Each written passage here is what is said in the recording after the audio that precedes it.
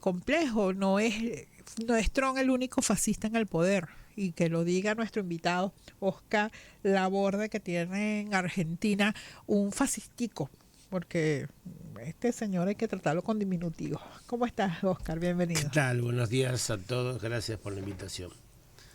¿Cómo estás viendo estos escenarios? Porque creo que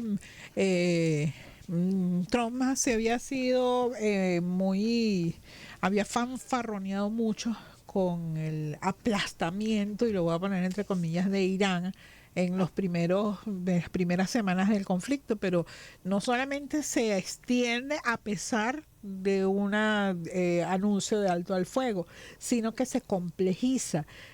Cuando ayer Trump anunciaba el cierre del estrecho de Hormuz por parte de Estados Unidos, después de que tenía 4 semanas peleando con Irán para que abran el estrecho de Hormuz, pero además hoy China, ayer dice el ministro de Defensa chino, mire, nosotros vamos a cumplir nuestros acuerdos comerciales con Irán y no queremos que nadie se meta.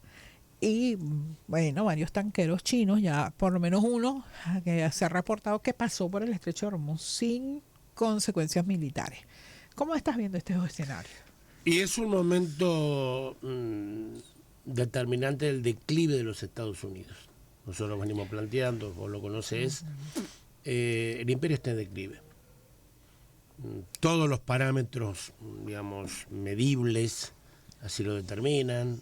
Su caída en el comercio, su caída en la porción de la industria, la cantidad de patentes que presenta está claramente superado por China, y le queda el poder militar. Claro, es la potencia militar principal del mundo. Pero la exageración en la aplicación de esa potencia puede ser totalmente contraproducente, porque Trump confunde letalidad con triunfo. Él cree que porque puede, no sé si es también una civilización, eso es una exageración y una torpeza más y una ignorancia de un tipo como Trump, pero él podría hacer una masacre en Irán, por supuesto, como en cualquier país, pero eso no le garantiza la victoria. Eso lo que le garantiza justamente que haya más desconfianza del resto de los países. Entonces él en Irán se metió porque lo empujó Netanyahu a una guerra que no sabe cómo salir. Está huyendo para adelante. En esa huida para adelante cada vez rompe más cosas. Habla de lo del Papa. El Papa en general, cuando es obligado, toma, digamos, alguna posición o alguna palabra más fuerte. Pero los aliados de Europa lo abandonaron todos a Trump. Y eso es muy grave, porque no es ya la OTAN, no la organización militar de donde está Europa y otros países del Atlántico Norte, sino como países, el Reino Unido, Italia, una presidenta de derecha, Que por Francia, cierto, Alemania. Italia ha anunciado el cese, o por lo menos la pausa del convenio bilateral de defensa con Israel. O sea, Claro. es un paso interesante. Claro, son todas medidas que van en el mismo sentido. Entonces, esto va a profundizar el declive. Hay muchos, por ejemplo, The Washington Post habla del momento Suez, cuando en aquel momento la pérdida del canal por parte del Reino Unido significó el debilitamiento definitivo y la caída, digamos, del Reino Unido como potencia, que puede ser ese momento. El Washington Post cree que lo que sucedió ya irreversiblemente en Irán va a generar una pérdida ya definitiva del poderío de Estados Unidos, ¿no? Claro, eso también hay que ver a América Latina, no solamente observarlo, sino ver entonces cómo nos preparamos para eso. Pero en síntesis veo eso, veo que hay un perdedor claro de la guerra que es Trump, hay ganadores, China, Rusia, y hay perjudicados, ¿no? Los países del Golfo, que son los aliados que le garantizan comerciar el petróleo en dólares a cambio de la seguridad supuestamente de los Estados Unidos. Hablo de Arabia Saudita, así comenzó el petrodólar en los 70, pero de Bahrein, Kuwait, Omán, Emiratos Árabes, todo eso tenían el compromiso de comerciar su petróleo, y entonces el petróleo se comerciaba en dólares por la protección. Y resulta que le han llovido bombazos de todo tipo a las bases, ¿no? Así que yo lo veo muy complicado a Trump y veo que sí que esto que se veía venir del declive se profundiza. Pero además hay un escenario interno complejo para Trump. Trump ganó digamos, holgadamente. El norteamericano promedio votó por Trump después de un desastroso, porque hay que decirlo así, el gobierno de Biden fue desastroso en política interior, pero los escenarios no solamente no se revirtieron, sino se agudizaron. O sea, los escenarios de contracción de la actividad económica interna en Estados Unidos y contracción del consumo, que históricamente ha sido lo que mueve la economía estadounidense, pues ha sido significativa, más una inflación que los norteamericanos no veían en 20 años.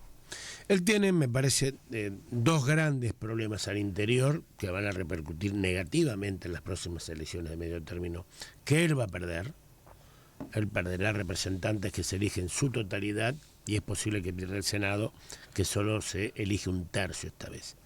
Él va a perder las elecciones. Entonces, esos dos problemas que él tiene es la población en general, ¿no? Digamos que ve que todas las promesas que se hicieron han sido incumplidas, incluso MAGA, un movimiento muy importante en la victoria que tiene Trump, ve que los objetivos principales, que era American First, que era de priorizar América y no meterse en guerra, no se da.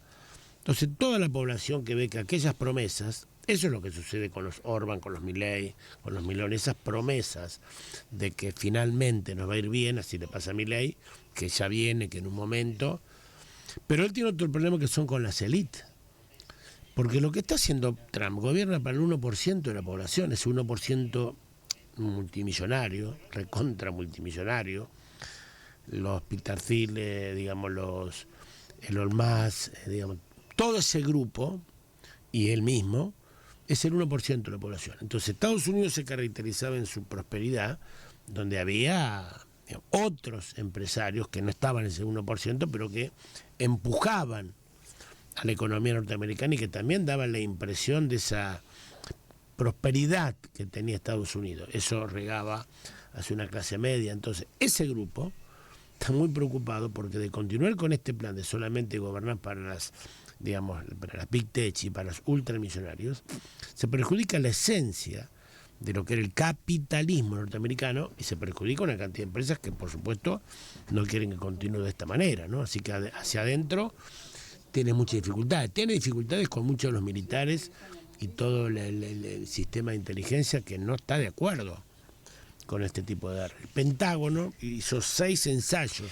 Claro, lo que pasa es que además las guerras han cambiado, pero la cantidad de muertos que está ocurriendo y que ya no puede tapar el Pentágono a pesar de sus operaciones de propaganda, pues no están comenzando a hacer mella en la sociedad norteamericana también, claro. ¿No? Es una sociedad que arrastra primero el síndrome de Vietnam, que trató de minimizarse con unas campañas muy controladas de información en las campañas de Irak y Afganistán. Sin embargo, hoy la sociedad norteamericana, y siempre es un termómetro las series y películas producidas en Hollywood, ¿no? Cuando sí, ya no son los veteranos de Vietnam como marca de una sociedad traumatizada, sino los veteranos de Irak y Afganistán. Claro, a pesar de que se ha convertido la guerra justamente para evitar que Estados Unidos padezca la llegada de los muertos en cajones, ahora es mucho más tecnológica, ahora son peleas entre drones, siempre está la afección humana, pero también está el gasto. Trump está gastando $1.000 millones de dólares por día en esta guerra, se ha gastado $50.000 millones de dólares. Y el Pentágono le ha recomendado no entrar en guerra. El Pentágono ha hecho 6 simulacros de guerra y en los 6 los perdía Estados Unidos. Claro, insisto, si tira la bomba atómica se podría decir que ganó la guerra, pero no le serviría para sus objetivos de dominar geopolíticamente el lugar, porque otros países al hacer eso no lo respetarían y no podría sacar petróleo. Entonces, la tiene complicada, económicamente va mal, la tiene complicada bélicamente, la tiene complicada porque desarmó la OTAN, denostó a la OTAN y después le pide a la OTAN que lo ayude. Sí, de eso Despreció la OTAN Europa ha sido. y después Pero además la forma de relación con Irán, o sea, la satanización del mundo árabe en general y el mundo musulmán, para ser más inclusivo, porque recordemos que los iraníes no son mayoritariamente árabes, son persas. Aunque en Irán conviven una cantidad de culturas, de hecho la comunidad judía más grande del mundo después de la de Estados Unidos es la de Irán. Claro. Pero esa satanización no está dando resultados. O sea, el mundo no está viendo a los monstruos que construyó Estados Unidos el 11 de septiembre. No es esa la visión que tiene el resto del planeta e incluso los propios norteamericanos de lo que son los iraníes. También refleja las encuestas que esa característica se agrava en la juventud, donde la mayoría de la juventud ve con malos ojos a Israel y considera que Israel empujó esta guerra. Es decir, en general es así como vos decís, donde había una simpatía histórica muy promovida por el gobierno hacia Israel, y ahora la juventud mayoritariamente no está de acuerdo. Claro, las matanzas que ha hecho Israel ya lo han sacado a aquel lugar de víctima que tuvo en la persecución que se le hizo en el nazismo y en el genocidio, porque ahora se ha convertido Israel en la genocida, ¿no? Y eso efectivamente asemella. Entonces es difícil probar que el demonio es musulmán cuando se ve que los israelíes todos los días tienen ataques a poblaciones civiles que son fatales, ¿no? Que son letales. Y como si fuera poco lo que anunció Trump de una manera muy fanfarrona y muy soez, yo insisto que este señor debe consumir algún tipo de sustancia que altera su percepción de la realidad. Pero eso lo anunció en sus redes sociales. Israel lo está haciendo.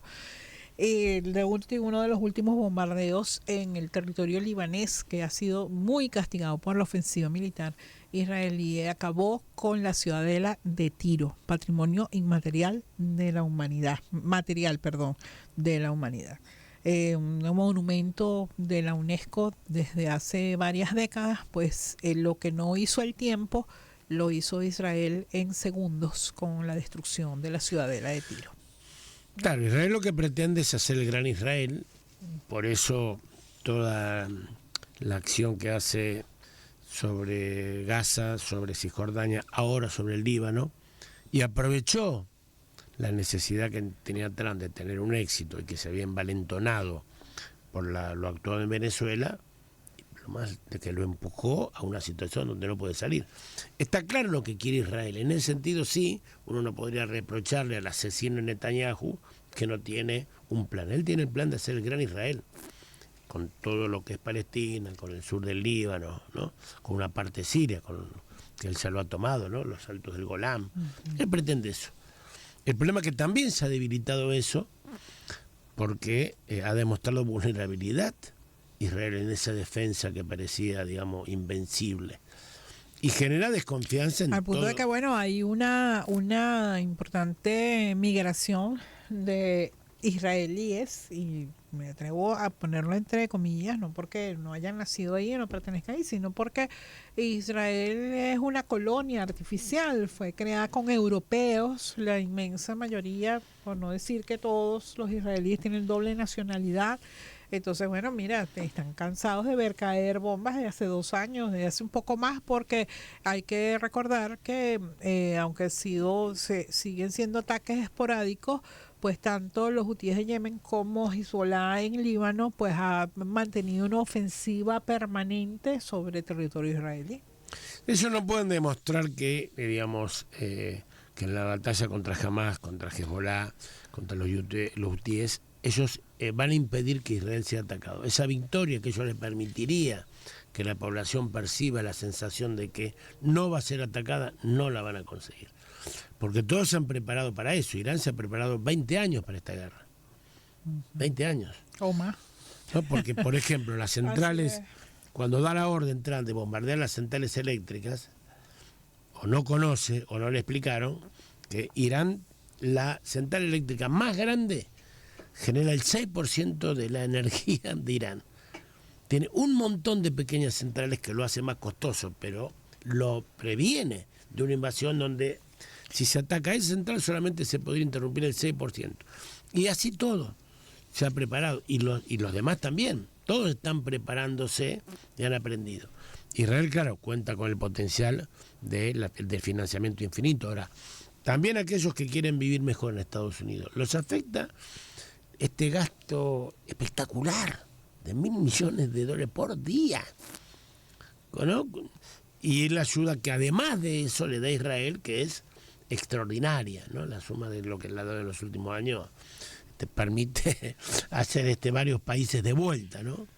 Bueno, saquen ustedes la cuenta, si estamos hablando de $1.000 millones por día, son ya 45 días de bombardeos y de acción militar. Son $45.000 millones en operaciones, en logísticas, porque cada armamento que se usa, cada misil, cada despegue de avión genera también un gasto, ¿no? Claro, eso solamente en la guerra, insisto, no más allá de la ayuda. ¿Y eso cuánto va a durar? ¿Cómo lo va a afectar? Ahora, en ese escenario, Oscar, y les recuerdo a ustedes que nos están escuchando que estamos conversando con Oscar Laborde, que fue embajador de Argentina en Venezuela, es director del Instituto de Estudios América Latina.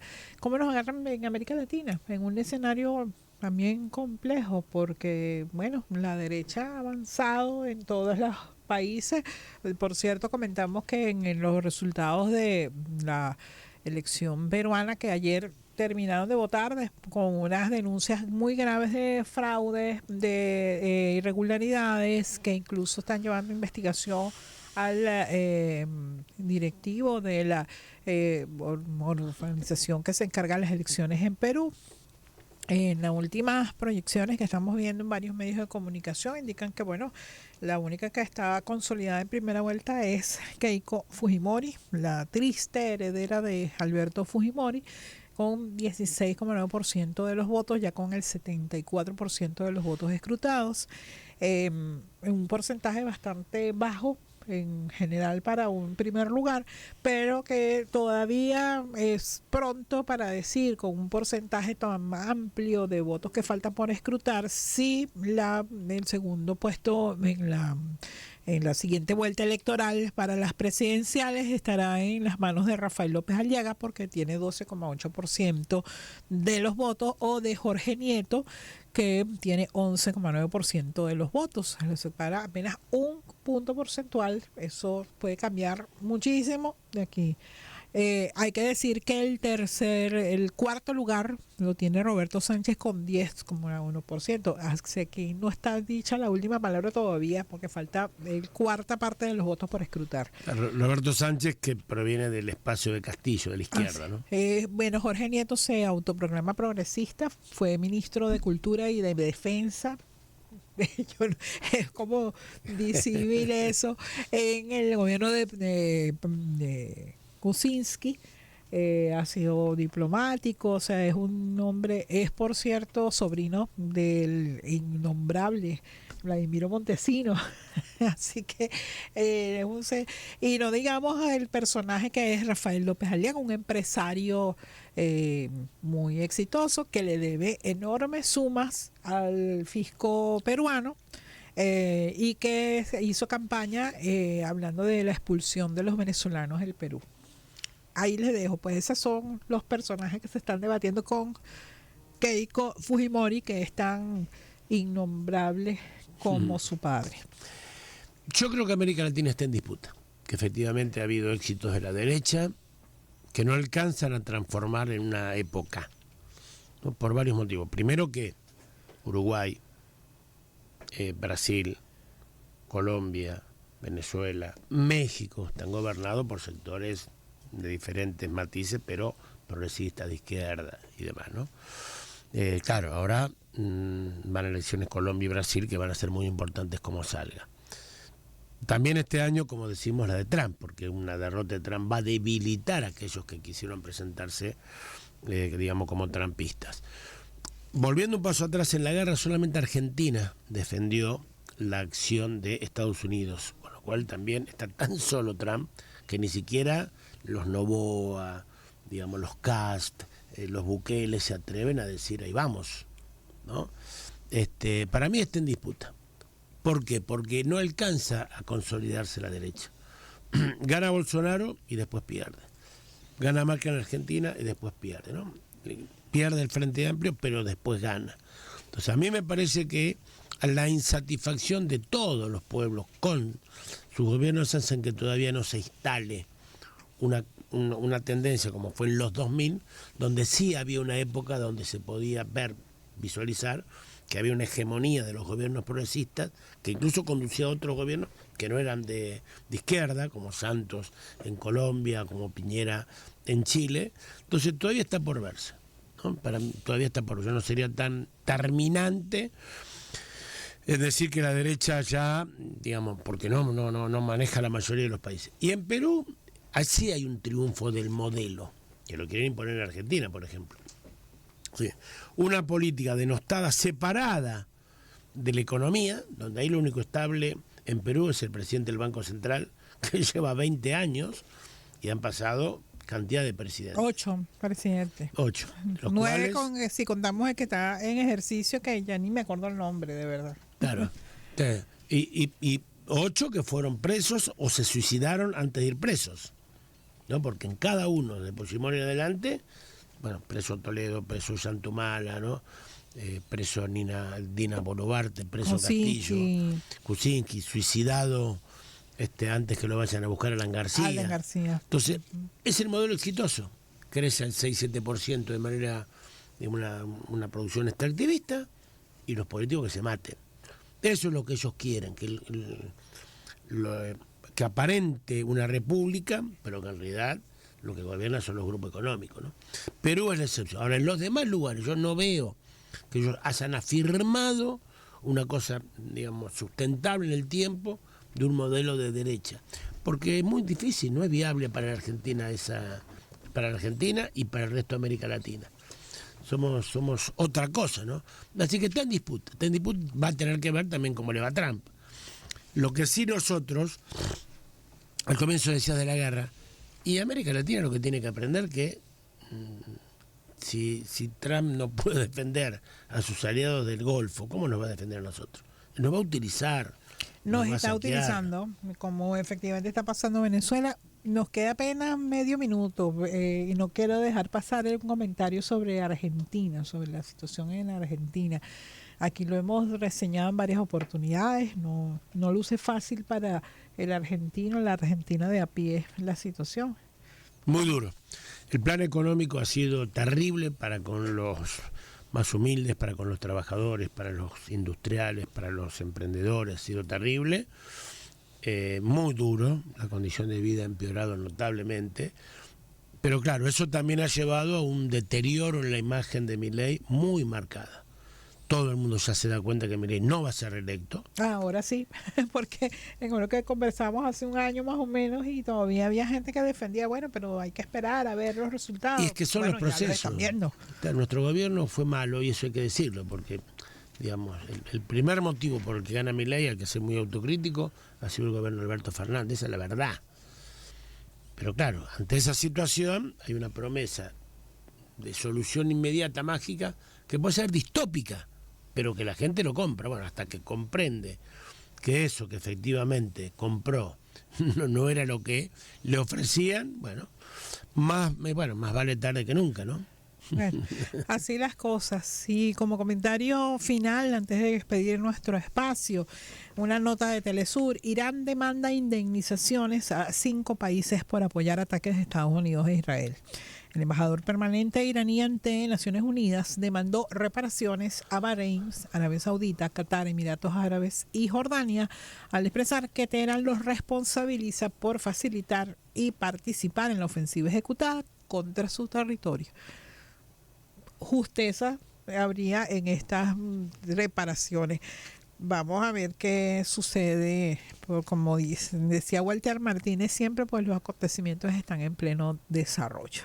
Y así despedimos nuestro espacio por el día de hoy.